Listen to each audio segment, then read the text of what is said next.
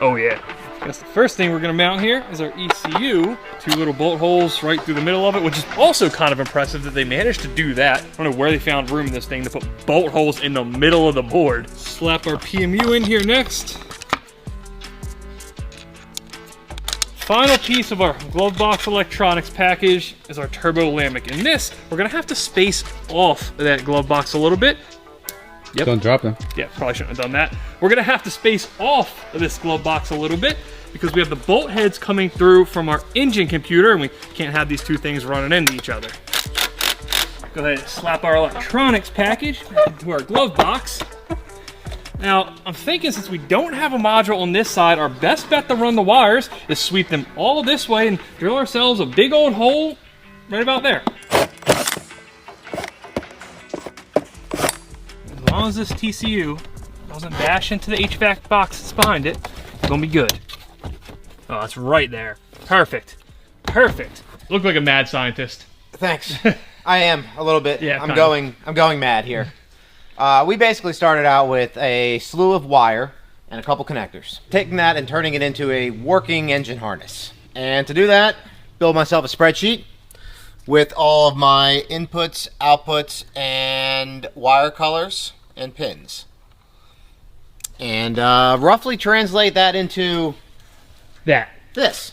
So a few splices later and a little bit of wire loom, and we'll end up with a harness that gets this engine running and doesn't burn the car down. To get our harness in the car, we're gonna try to repurpose this big hole that's already in the firewall that the factory charger body harness uses. There is a lot of room there, so it might happen. This connector is actually our 8 HP transmission connector.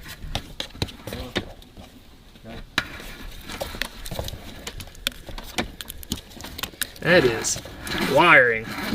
Good? Yep. Now though, this has to turn into something that's functional and can control this engine. So this right here is throttle body, IAT, alternator. These are all the sensors down the front of the motor, crank sensor, variable valve timing, VTEC, stuff like that. I'll run right down the front. Boost control solenoid, PWM wire for our cooling fan. And getting difficult. Now, of course, there were a few non-factory type additions we had to make to help out with old girl right here, like this boost control solenoid. That is a simple 2-pin wire. It plugs in right here off the engine harness. Now, with our ECU and engine harness sorted out, there's really only a few other things we have to account for before we can try to start testing some components and ultimately fire it up. Number one is this switch panel. It's a CAN-based keyboard from ECU Masters that right now only has a start button on it, but it will ultimately have some other stuff on it like it does in the Supra, so we need to mount it somewhere that's real nice and convenient to get to. Oh yeah, she's solid.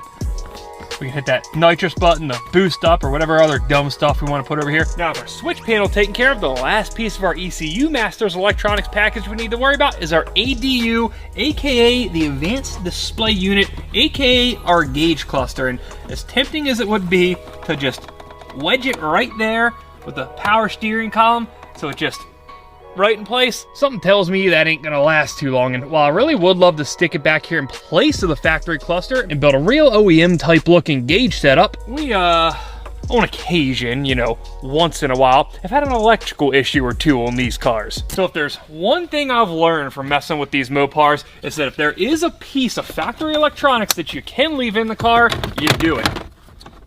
We're still gonna have a functional odometer on this, we'll have tire pressure monitoring system, and a working fuel level gauge, so it won't be the worst thing to have it back there. Being that we're gonna have to mount this down to the steering column cover and not back to a dash panel, it doesn't leave us a lot of elegant options for mounting brackets. There are these studs on the back, but if we built like aluminum brackets to mount this down to the steering column cover, I think it would just look kind of janky. So we got to playing around with the 3D printer a little bit and cooked ourselves up this gem.